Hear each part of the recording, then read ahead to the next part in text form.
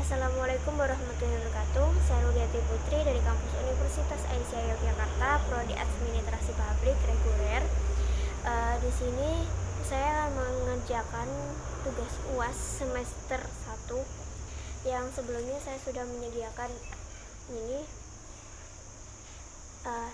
Ini adalah struktur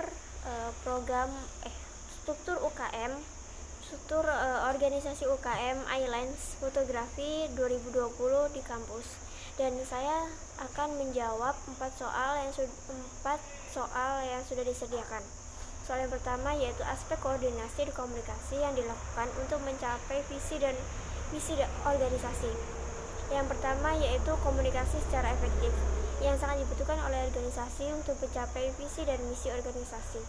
Dengan komunikasi yang efektif, semua informasi dan agenda kegiatan bisa diputuskan dengan baik dan tepat waktu. Hubungan antara pengurus, kinerja mitra kerja, dan anggota yang semakin erat meminimalisir dampak negatif berita-berita yang kurang baik dari luar. Selain komunikasi yang efektif, organisasi itu tersebut harus melakukan koordinasi dengan baik. Koordinasi merupakan salah satu faktor penting dalam organisasi untuk meraih sukses. Koordinasi yang dimaksud di sini adalah proses mengintegrasi tujuan dan kegiatan-kegiatan pada satuan yang terpisah suatu organisasi untuk mencapai tujuan secara efektif. Perkumpulan, komunitas, organisasi yang tidak menjalankan fungsi komunikasi dan koordinasi dengan baik bakal susah untuk berkembang, dan akhirnya cepat atau lambat tinggal papan nama saja. Selain kedua faktor tersebut, penyebab organisasi mati suri dikarenakan tidak punya orientasi yang jelas dan bersifat elitis atau tidak merakyat. Pengurusnya hanya mementingkan diri sendiri, mengedepankan ego masing-masing, dan tidak menjalankan visi dan misi organisasi tersebut.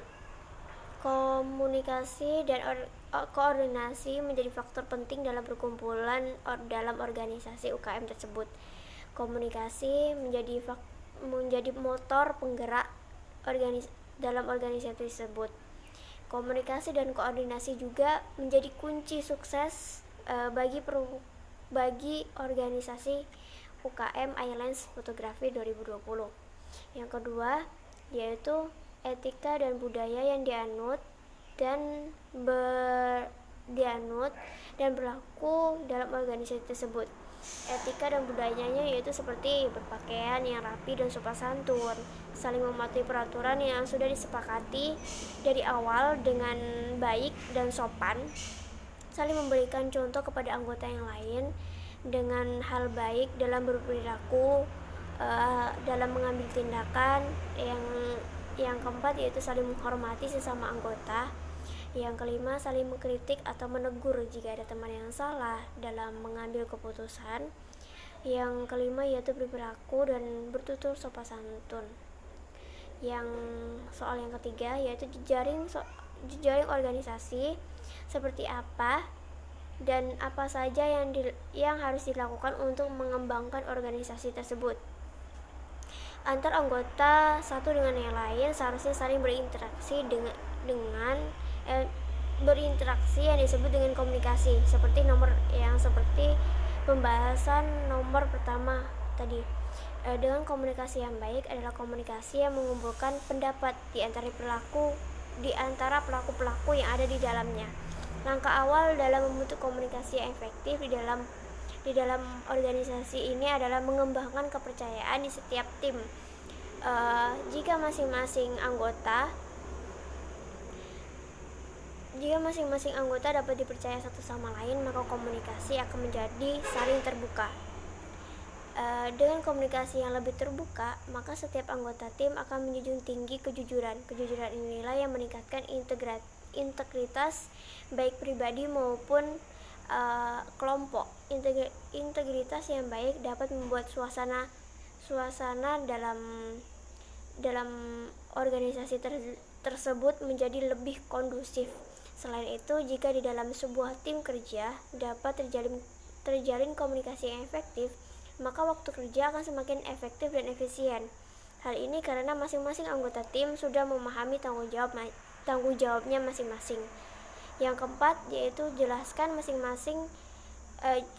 masalah-masalah yang muncul dalam sistem organisasi tersebut dan analisis solusi terkait masalah yang ada. Permasalahan yang sering saya jumpai dalam UKM ini yaitu setiap kali ada obrolan panjang tentang kondisi organisasi tersebut, ujung-ujungnya pasti terdapat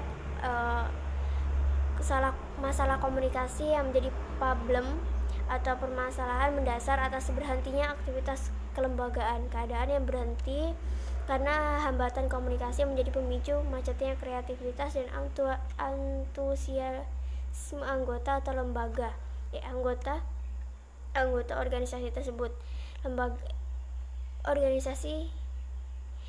Hal ini patut diwaspadai oleh pemimpin juga senior yang memang masih turun tangan untuk mengawasi kami agar dapat bergerak keluar. Maka organisasi itu harus selesai dulu menangani permasalahan internalnya. Jika tidak, permasalahan dalam organisasi tersebut akan semakin buruk.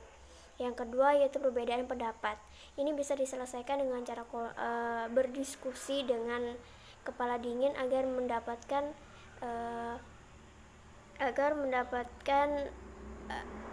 penyelesaian masalah. Yang ketiga yaitu kurangnya kompak. Masalah ini bisa diselesaikan dengan mengadakan acara-acara perkumpulan anggota sehingga lebih akrab dan terjalin kerjasama yang baik dan lebih baik lagi. Yang kelima yaitu tanggung jawab. Ketika terdapat pertemuan online seperti sekarang ini karena pandemi COVID-19 seperti ini, seharusnya anggota tersebut harus lebih aktif untuk mengikuti kegiatan-kegiatan tersebut, lebih tepat atau tidaknya, dan jika memang terdapat permasalahan seharusnya mereka izin dahulu, seharusnya tidak boleh bolos. Yang terakhir yaitu seperti masalah-masalah seperti finansial. Seperti itulah, kurang lebihnya saya mohon maaf. Saya akhiri, wabillahi taufiq wal hidayah. Wassalamualaikum warahmatullahi wabarakatuh.